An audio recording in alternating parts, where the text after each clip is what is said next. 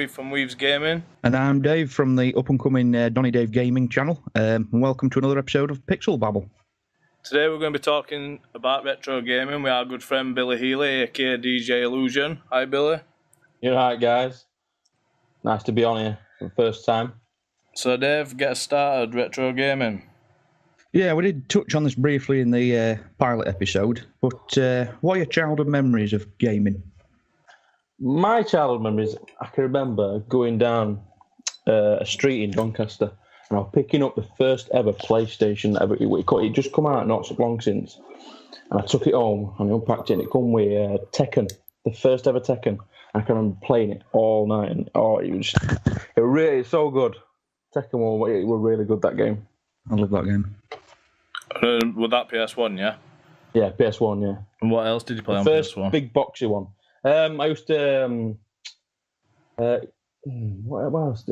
I can remember just playing Tekken for a really long time because I didn't really get any more games over that because that's all I wanted to play.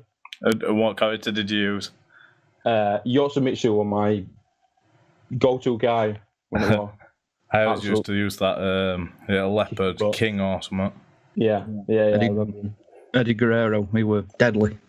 I think I talked about most of mine on last episode, but I can remember the first time I ever got a PS1 for Christmas, and I got sent home from school early because I were ill. And when I came home, my mum was sneaking around in bedroom, and I thought, what's she up to?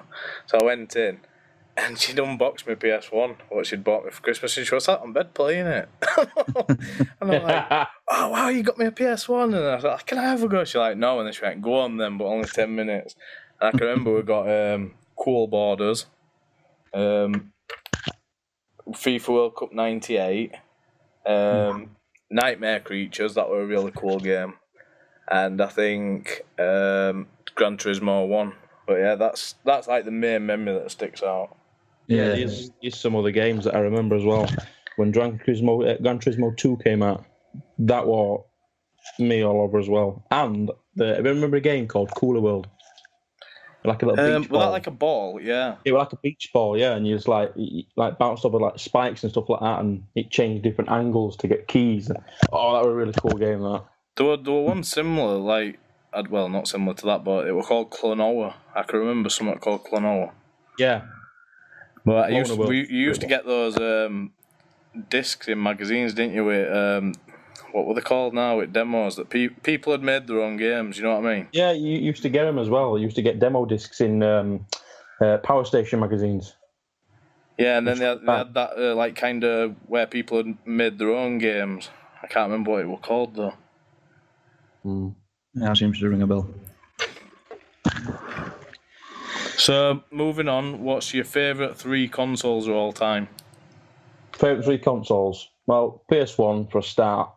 That's when I first started. Well, I first started gaming on Sega Mega Drive, and then PS1, and then after PS1, it was one of my favourites, the Dreamcast. I love the Dreamcast. I've loved it since day one. Yeah, it's something I never had the Dreamcast, but my favourite 3 would probably be PS1, PS2, and original Xbox, because they were the first 3 consoles that really got me into gaming. With the likes of Metal Gear and Crash Bandicoot, and the original Fable, wasn't it, on the original Xbox? That was something I spent quite a few hours playing. I can't really name 3 because I can't decide between PS1 and PS2, but Dreamcast is the main one. I can remember playing Choo Choo Rocket, Shenmue, Crazy Taxi, stuff like that. And some wild games there. GameCube, Star Wars Rogue Leader, Zelda Wind Waker, Smash Brothers, Beautiful Joe, Super Monkey Ball, stuff like that. I actually, when I were on work placement, you know, when you did your work experience at school. Yeah. No, right. I was working in a music and video store, and on my lunch break, there were a Toys R Us next door, and I used to go into Toys R Us next door, and when new consoles have just come out, they have like display stands that you can test the consoles on. Yeah. And they had Rogue Leader on that, Rogue Squadron, and I was playing it. And every lunch break, I used to go around and just play it the whole lunch break, and I nearly completed the whole game. this security guard came and tapped me on the shoulder. He went, "Excuse me, your Rogue Imp machine, no one's had a turn on it, and You come in every day and I think you complete the game. No, yeah, sorry, mate. One of my favourite games for Dreamcast, I used to play it all day religiously, with Toy Commander. With little Toy planes Commander. and stuff. Yeah, little planes, little toy cars, and you're running around you're driving around a house, like out in fires on a brick building, like toy bricks you used to get when you're really old. Yeah, didn't you used to collect coins or something like that when you're flying around? Or I don't know. I rings? just remember you use weapons as a pencil sharpener. It was just really funny and really cool. Oh, and House of Dead as well. That was a good game. It was like Time Crisis, not Time Crisis. Time Crisis. Yeah. It was similar to that, yeah, but it was called House of Dead, and it was a really good game. Yeah, I never played that, but I know my friend did. He played that a lot. Good stuff. So, third topic. Yeah. Yep. All right. Right. If you could bring back an old gaming series with today's specs, what would you like to see? I've said this from day one. Turok. I know they did one for Xbox. I'm sure they did one for Xbox 360. They did an updated version. Yeah, I can remember playing that. But since that game come out, graphics has moved on. It's got more advanced. I think I'd like to see another Turok game, me personally. I love Turok since N64. When I first played it, that big massive card, just putting it in, Turok, it was a really good game. For me, probably... I did a vlog about it a few weeks back, and I said Viva Pinata. I still want that, but there were a game on PS1 that I think could be really good these days, and that is Heart of Darkness. I don't know if anybody played it. Oh, wow. It was split into 4 discs, and originally it were announced. Well, they started developing it around '92, and they said it were going to be for PC, and then in '95, I had to look these dates up on Google because I really didn't know. In '95, Sega bought it. No, not Sega. It were announced for 3DO, and then Sega bought it because they wanted it as a. When it got announced for 3DO, by the time they finished the game, the 3DO were no longer commercially viable. It had flopped or whatever, and they weren't even selling it anymore. And then Sega bought it for Saturn. And they wanted it as an exclusive, so they pushed PC version back so it could be a Saturn exclusive first. But by the time the game was finished, Saturn were no longer like selling well. So then they moved it again, and then they released it on PS1 finally. Then they announced in 2001 they were going to do a Game Boy Advance version, and that got scrapped. So by the time it came out, it was just way past its time. But it was really cool. It was about a boy called Andy, and he was in his classroom and teachers telling him to go and look at this solar eclipse, and he's sleeping in class, so he got done, and he got thrown in this cupboard, I think, and he's scared at dark, and then he goes to the park later on to watch this eclipse, and his dog Whiskey gets kidnapped and took to another dimension, and he's always like building these contraptions in his treehouse, like Jimmy Neutron kind of. Yeah. And he builds a time machine, and he goes into this world, this dark world, and he meets all these weird creatures called amigos who help him and stuff. And he's got to get his dog back off this this dark lord. It was pretty cool though. And the best thing about the game is, no matter how many times you died, you got unlimited retries, so you just started from last checkpoint again over and over. Heart of Darkness is the one with them black shadow monsters things, isn't it? Yeah, they're like black. Yeah, my favourite memory of that game is where you're walking through a level and you go past, and there's one on his own. Yeah. And what he does, he shouts all his mates in to literally ransack you. I used to scream at that bit so much because you'd go past him, you'd get past it because you could explode him, couldn't you, somehow later on? Yeah, he had an electric gun. Like, and then you got past him, and then next thing you get onto the next screen and there's loads of them chasing you, like shit. Yeah, run! Yeah, you start with like an electric gun, and when they're all chasing, you had to run and jump over a gap before they could get you. Yeah. And when you progress through a level, you jump in this pool or lake, and you swim down, and then you get powers. The electric gun's gone because it gets chewed by that big, massive, fat monster. Yeah, because at first you're swimming through these tunnels, and there's these underwater creatures trying to snap at you and grab you. Yeah, snakes. Big snake things. Oh man, it was so awesome. If they should remaster that. Yeah. That's incredible memory you've got there. It's just so good. What would you bring back, Dave? I don't know. For me, I used to play a lot of Sonic back in the day. I don't. Have they brought any out recently? I don't think they have. Not that recently, anyway. I've not even heard of any new ones being announced because they're doing Mario. They're not doing Mario and Sonic, are they? Again, they're doing some kind of RPG called Mario and Rabbids Summit Kingdom. Yeah, and it's going to be like an RPG. Sonic games I know that they bring out is for either Android or iOS. That's the only games that I know that come out. You know, like Sonic Run and stuff like that. That's the only new Sonic games that they've ever brought out. Another game I used to play with my mates because he had a PlayStation before me was, I think it was Marvel versus Capcom. Oh yeah, that was actually a good game. I only started playing that from second one though. What would be a good remake as well is they only brought 2 out, but they were good. They were Marvel Ultimate Alliance. Yeah, they were good games then. Yeah, they haven't really made any new ones, have they? I know they've ported them to PS4 and I think Xbox One, but they've not really changed anything. Yeah, they brought them out as backwards compatible, didn't they? Yeah. Xbox One and PS. But they never really entered because there's loads of more new characters now, isn't there? So yeah, I bought the new ones on PS4, but they're old games, but they've put them on PS4 store. And when I played them with kids about 3 months ago, and I was playing it, and I thought I can't remember controls being this weird. Like controls are so finicky. I thought I can't even control them, man. So, next subject we want to talk about is couch co-op. Is it dying out with like more online services? I don't see many people doing local co-op. Like you said, everyone's got internet now. In fact, most people should have internet now. I can remember before internet went big and local multiplayer and stuff like that. Before it got big, I used to go around with my mates and we used to co-op all the Halo games. Even on Legendary, we just used to do them all, and it were really good. Yeah. And we used to have get his mates around and 4-player co-op on one screen. Don't screen look. Oh, really good memories, couch co-op. It should come back. I think it should come back. It's good.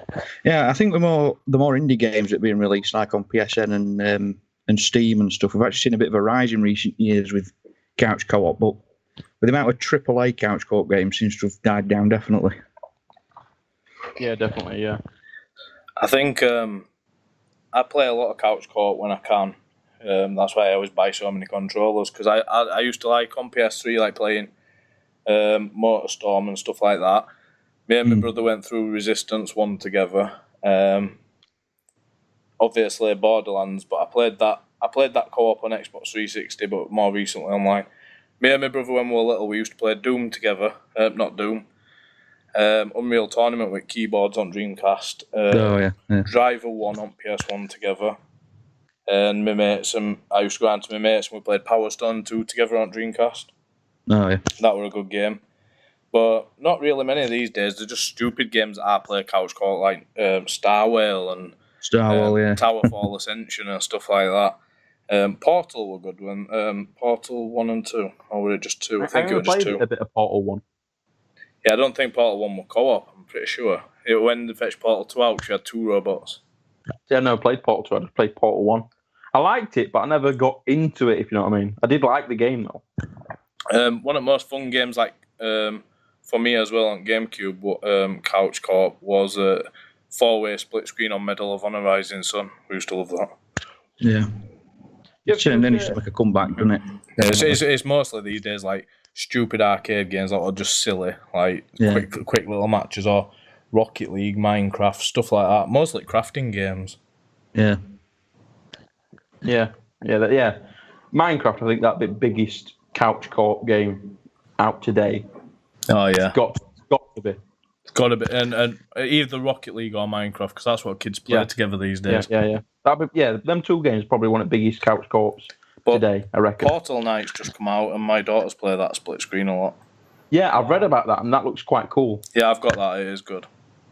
Yeah, the new Far Cry is supposed to be, like we were talking about it last episode, weren't we? You're supposed to be able to do the whole story. Is it in Far Cry? Yeah. Full co-op, yeah. It might not be couch co-op, though. That game is mind-blowing. I saw all reveal trailers and I thought, wow, I need this game. It's a bit like February 28th next year, but I'm willing to wait. Yeah. I've always loved Far Cry series, mate. Always since Far Cry.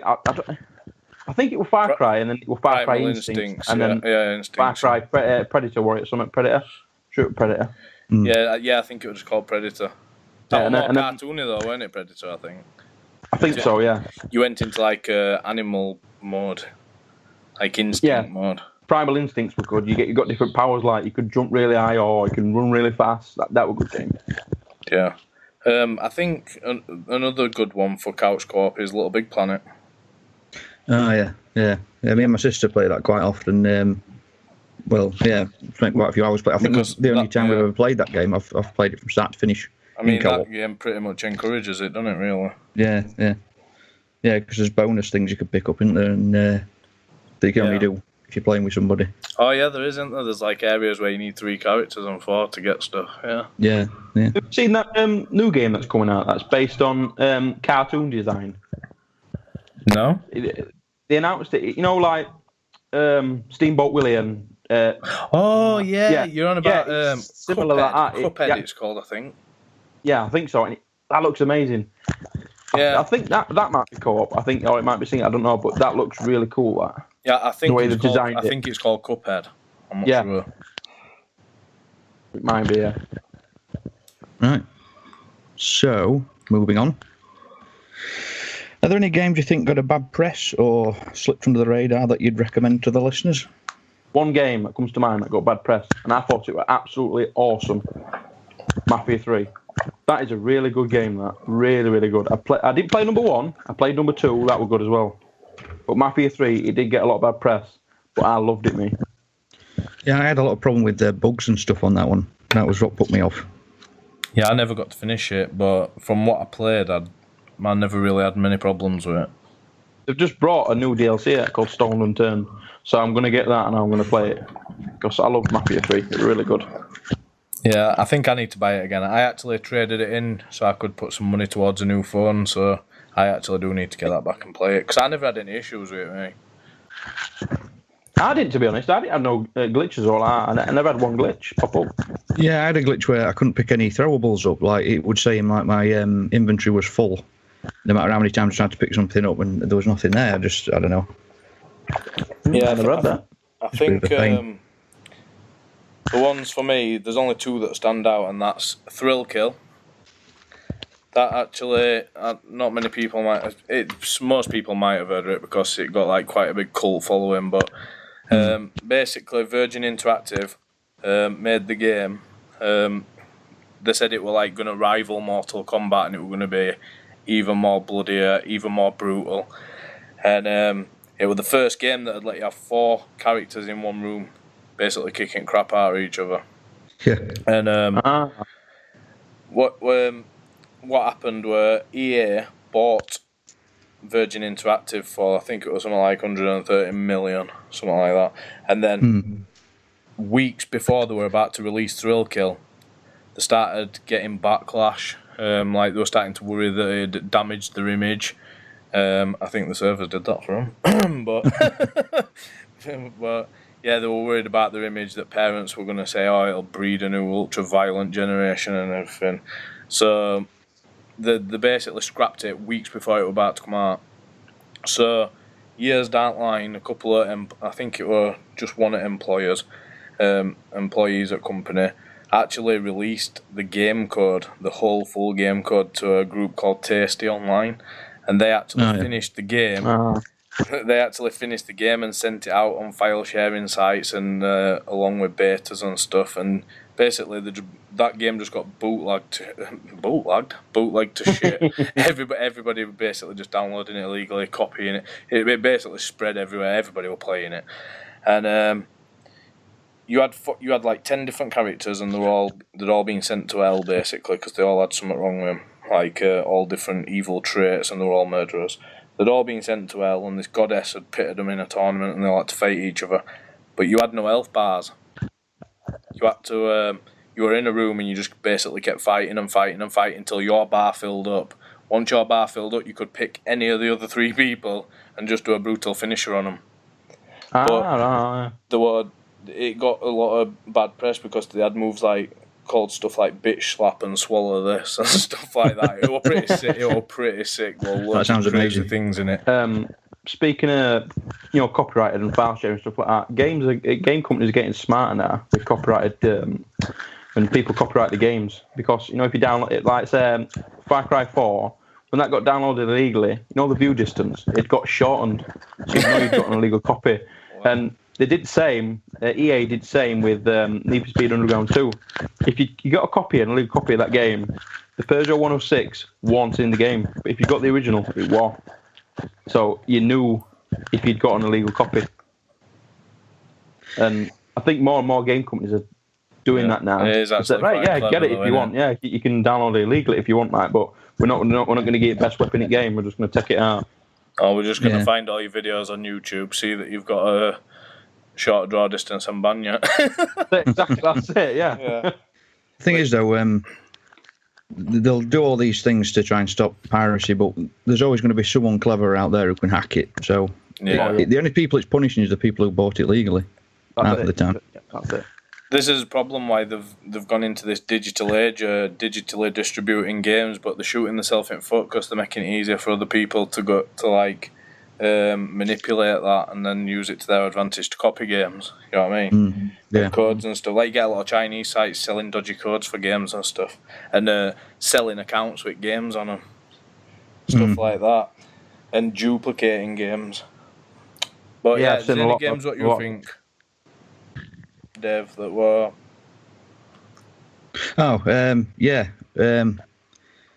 more modern day, Star Wars Battlefront. I've spent absolutely hours playing that game, but I think what pissed people off was just the lack of content on it, really. I love that game. I did play that game. I did like it. And then for some reason I just stopped playing it. I don't know why. And I think it will be the same thing what you just said, lack of content. Yeah. It would be nice to see more and more Star Wars coming out now. There's been, 2 more Star Wars films with new characters in? Yep. So now they're bringing more content out. So I might get back into it. Because I did like it. I did like it because I played the beta as well. Yeah. I think for me it's lack of co-op on it. So they're bringing Battlefront 2 out. So I might get that. Because it was a good game. Yeah, definitely. One for me as well that got bad press that is actually not a bad game is Alpha Protocol. I've heard of that, but never played it. It's basically, it's a bit like, it is an RPG. You're basically you're James Bond styled spy, and you make story choices and stuff, and then whatever choices you choose influence story and stuff like that, and you've got all RPG stats, and you can put stats on different things, and basically like Mass Effect, a bit like that with storytelling. Yeah. And it got really good reviews for storytelling aspect to it, but really bad reviews for the buggy combat and stuff in it, because a lot of people were just expecting to go into it and expect it to be like a COD clone or Battlefield game where you're just running around shooting. They expected an FPS experience basically, but that's not what the game's about. So that got really bad reviews and ended up in bargain bins. See, that's what it is with some people as well. The expectations are too high without actually reading the full information of what the game is. Yeah. Like, I want this, I want that. Well, no, it's not what you want. It's what the game developers put out for you to have, not what you want. Did you ever play a game called Lost Odyssey? I've heard of it. I've heard of the game. Never played it. Were an amazing RPG, really good graphics. Was it similar to Dynasty Warriors, stuff like that? No, it was more like Final Fantasy. But it was so good and the graphics were amazing. But it flopped because if that had have been released on more than one platform, it would have sold really well and been a hit straight away. It would have had sequels and everything. Yeah. But Microsoft got greedy. They wanted Japan. They were trying to get Japan to start liking the Xbox 360 because the 360 hasn't really took off over there. They don't really like it for some reason. So they put this Western RPG onto 360. Just exclusively on 360, so Japan would start buying 360 console. So they got greedy, basically. But if that had been released on PS3 as well and other platforms, I think people would have bought that. It were an amazing game. Mm. Yep. So, 6th topic. one of the biggest things that can make or break a game is the soundtrack. So, are there any soundtracks that are still stuck in your brain now? What you just instantly know what it is as soon as you hear it, or bring your good memories or even bad memories? One of my favourite soundtracks is Streets of Rage. A little electro sort of thing. When that comes on, you're like, yeah, it's about to go down. Yeah, I'm playing this game. It's really good. It's good. It's catchy. I used to play that a lot, but I can't remember it. It's a really good game. I used to same. There's another soundtrack as well. It was from Golden Axe 2, I think. And there were a little scene in that where it was like a blue man with like a blue backpack on. And he used to kick the bag, and a blue vial would come out. And there were a little soundtrack in there, and that brings back memories to me as a gaming soundtrack. For me, the Uncharted series, I just think the orchestral music in that's epic because it sort of builds up as the level progresses. You know, as the battle's getting more and more intense, the music sort of builds and follows it. And then obviously when the battle stops, then the music just sort of calms into a sort of mellow. I was just about to say I can't remember Uncharted music, but I can now. It's in my head. Yeah, it gets stuck in my head. I love it. Another good soundtrack as well. It's from Tomb Raider 1, and it comes to a point in the game where you find this giant mutant thing, and there were that epic orchestral little silent, you know what I mean? And it was really good. What, there were a mutant in Tomb Raider 1? Yeah, it was called the Fight the Giant Mutant thing. It was soundtrack, and it was good. To be honest, I never got that far in it because I was really young and I kept getting killed by tigers and bears. I was like, oh, fuck this. It was that Easter egg where you, in number 1, there was an Easter egg where you go down a little cave thing and you go to collect this secret, and behind you is a big massive T-Rex. No. Never did that. Literally, when I was a kid, my main experience of Tomb Raider, this is exactly how my gaming sessions went down. Turn it on, piss around in Lara's mansion, go on obstacle course, knock a butler with tray, and he goes, yeah, no, hop in secret garden, fuck quad bike, turn it off. That were it. Best in Tomb Raider 3. You go in the kitchen in Laura's mansion, and you could open a freezer door. And what you could do, you had to walk in, and he'd walk so far, he'd do like a backflip and lock him in it. And all you could hear is little jingles at cups on the tray. Yeah, I used to lock him in there. And when you used to have to run from one side of the lobby to the other and slide under the door, that was so annoying. Yeah. There were a secret on that game as well. You know, obstacle course. You could go underneath one obstacles and you could find some oozes that look like big giant targets. Sweet. That was good. Yeah. What music for me? Probably Viva Pinata. That got stuck in my head because I used to play it a lot. Obviously Mario and Sonic, but everybody knows them. Sonic. Arc music, Dave. I think that's buried in his brain. Jesus Christ, Arc music. It's just pounds Sonic of 2. Emerald Green Hills. You know when that soundtrack comes, you know instantly what's playing. That's a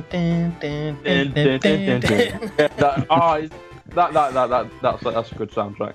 There's Halo. Nobody can forget Halo. Halo is one of the best orchestral soundtracks I think out there. Pokemon. Everybody knows Pokemon music. Yeah. I've just got the theme tune in my head now. The biggest thing for me with music in games is like if I hear a song and instantly I go, oh, I know that song. It's on FIFA. I think it's FIFA 2004 or is it FIFA 2005? Yeah, I do that as well. And I'm like, click. My mate, Oh no! yeah. I was at work and my mate showed me this new band. He's like, oh, check them out, Weave. And I was listening to him. I thought, these are really good. He goes, yeah. The new album's out. I says, oh yeah, I'll get it. So I got their album. I was listening to it. I thought, I know this song. Like, this is off Mark and Spencer's advert. And then the next song, I know this song as well. It's off FIFA. I just know songs off, but just by knowing they're on FIFA. Just imagine you walking by a shop and you hear a song, right? You just pop your head through. I know where that song's from.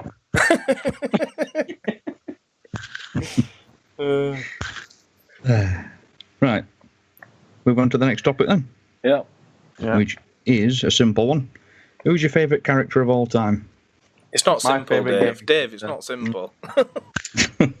That's just you, Stephen. There's one character that always comes to mind with a gaming character, and it's Sephiroth from Final Fantasy series. I love Sephiroth. I can remember watching the film as well, Final Fantasy Advent Children, and he was in it as well, Sephiroth, and he looked badass with a big, massive, long, extra long, too long katana. Like, he's got like a low ego or something. But yeah, it looks badass, Sephiroth, to me. I'm not really familiar with Final Fantasy games, but the earlier ones. I've played the ones with Lightning. They're the earliest ones I played. I haven't played any like Final Fantasy 7 or 8. With Lightning, I think either Lightning or Cloud. I think it's Cloud. I think when Sephiroth were about. I think it was Cloud. And, and Sephiroth's the one with the big long hair, massive sword, always hanging behind him. I mean, if you showed me old Final Fantasy characters, I'd recognise Cloud. That's it. Yeah, I think Cloud's with Sephiroth. I think, and Lightning, I think, is in the new ones. I think the newer ones, like Final Fantasy X and X2. Yeah, I think that's Lightning anyway. Someone's mic's getting a mind of its own. Don't mind. Mine just stops working for no reason. For me, it's got to be Commander Shepard from Mass Effect, but I don't really have favourite characters. I just like funny characters, like the ones that keep you laughing all the way through, like when I played Deadpool and Duke Nukem, stuff like that. It's got to have loads of jokes and be funny. Mm-hmm. I played a bit of Conker when I bought the Rare Replay Collection on Xbox One. Conker's quite funny, but I think the main two for me is probably, they're both robots actually. Wheatley from Portal 2, who Stephen Merchant voices. He's really funny. And Claptrap from Borderlands. No, yeah. He's that character. I've had to think Claptrap's probably my favourite character. It's funny in Borderlands 2, and they brought out a DLC, a fantasy DLC, and he played a wizard. And he were really funny then. He were really, really funny. But he were like Gandalf, you shall not pass in this little door. That's funny, that. The main thing I always remember saying is just that, look at me, I'm dancing. Tiny Tina's another good character as well. The little one-liners that she comes out with is really funny. Yeah, I can remember doing that where she were having a tea party. yeah, that's it. Yeah, Borderlands 2, yeah. Yeah, for me, back to Uncharted, I think Nathan Drake's probably my favourite character because I think it's just the fact that he's so sarcastic. He's quite funny throughout the game as well, and I quite like that element of a character. Not too serious. Uncharted, I don't know, I'm sure they are. Yep. Yeah, I think it's based on young Drake. I think they're doing it as a trilogy, so the first one's going to be when he's younger. It's that Spider-Man guy, isn't it, that's playing him? Yeah, actually it is. That young lad. Another one of my favourite characters as well is Geralt from Witcher series. I love the Yeah. And they're bringing it. Netflix have just announced they're bringing a TV series out of that. And I think that's based on the books, though, isn't it? I'm not sure. Yeah, but the game was based on the books as well. Yeah. The interpretations from them, and the actual person who's going to be involved in the writing of these Netflix series is the actual author. Is it Andrzej Sapkowski or something? I'm sure. Polish in it, The Witcher. A Polish guy, yeah. Yeah. But I can't wait for that series coming out. If it's anything like the games and the books, stuff like that, it's going to be an amazing series, and I think a lot of people will like it. I actually need to buy The Witcher 3 again because I keep starting it, and I always get to the do you know when you go to the inn at the beginning and you have a game of Gwent? I always get to that part, and then he tells me to go and look for somebody. This woman, I don't know who it is, but the first woman who you have to go and look for, who is actually seeking out. And then I set off to find her, and then I stopped playing it. Yeah, Yennefer, of Vengerberg or something. I went to find her, and then I had to sell my Xbox for whatever financial reasons, and then I got it again, and then I went looking for Yennefer, and then I stopped playing it again. I've never found her. I bet she just stood there like that. You're not gonna finish her. I might as well just finish the game on the I can remember you had to use one sword for monsters and one sword for normal people. Yeah, silver for monsters and normal for non-human. Yeah, but I can remember thinking though the graphics were amazing on it. I just never found her. Witcher 3 is really good graphics. It's probably sat there in a skeleton waiting for me to come still. Yeah, just put me going like, well, he's here again, but oh well. He's moved on, got married and had kids now, probably. Yeah. So has anybody got any final thoughts to share on retro games? One I can think of. No, I don't think we do. I wonder how much what retro gaming is. It's just old school stuff like Sega Mega Drive and stuff like that. Yeah. I actually people- never knew Mega Drive got released in 1989. I thought it was in the 90s because that's when I got one. So I never even knew. See, I had one when I was younger as well, and then obviously I bought my dad bought PS1 for me. But yeah, Sega Mega Drive. It had really loads of good games on it, and all these younger people are coming up thinking, "Oh, this game's ace. Oh, have a new game coming out." But no, go back to the roots of the gaming and stuff like that, and you'll find some really good gems in there. Definitely. And then when PS1 comes out, Dad, my game's not working. Just blow on it and put it back in. Check it, disc it, son. No. Then it melts. Oh. Oh, PS1 were a nightmare though. When you're like, why can't I play this game? You need a SCART cable. What's a SCART cable? Yeah. Do you ever remember the device that used to stick in back at PS2? It was a yellow cheat device. It was like a cheap little block. And it was like a yellow cartridge. And you used to stick it in. I can't remember where about it. It was on the left-hand side, I think, behind it. You used to stick it in. And when you loaded the game up, it'd load that up. And then you cheat. And then you'd like turn it off at back. And then you'd like load your game back up. And your cheats would be... It was called Cheat Master and there were Game Shark and stuff. Yeah. Action replay or something. Games. Yeah, Action Replay, that's it. You used to get codes for it as well in magazines with little cheat books. Yeah. Oh, you used to make a gaming program with Cheat Guru, and there were two people. Yeah. Oh, that was a really good program. That. Yeah. That were old. That's old school. That's retro for you. You remember that game? I can't remember what it's called, but if anyone knows what it's called, we need to know. But it's really good. What game? The gaming program. All right. If anyone knows what it's called, because I can't remember. But I remember it were two guys and he had like two people facing off, like a challenge thing. And then it used to go out to a segment like Cheat Guru. You're like, press X, down, right.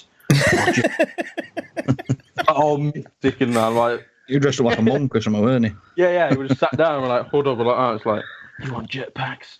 I'll give you jetpacks. Off left triangle circle. And then it's like you just sat there and you get like, oh, the circle. Just wait a minute. I can remember going around to my mate's house and he's like, 2 minutes, Steve. Let me just do this. Typing loads of shit, and I'm like, what's he doing? Then his car starts flying. I'm like, what are you doing? I don't want cheese on. You'd start a session with your friends, and by the time you start off in a normal shooting game, by the time you finish, there's balloons flying around. People have got big heads and little bodies. You're like, what have we done? What have we done to this game? It's a mashup. Really ruining it. So now we've got cheese, how do we take them off? Yeah, like, how do you do that? And then just like throw power station bucket here, look in the back for ultimate secrets. Right, so I think that's it for this week, guys. So thanks for listening. Don't forget to follow us on Podbean at pixelbabble.podbean.com or download the Podbean app and search for us on there. Yep, and thanks to Billy for being on the show. No worries. Pleasure to be here. And remember, if you want to appear as a guest on the show, shoot us a message at Pixel Babble Podcast on Facebook, or it's pixelbabble@hotmail.com. See you there. See you later, guys. See ya. Bye.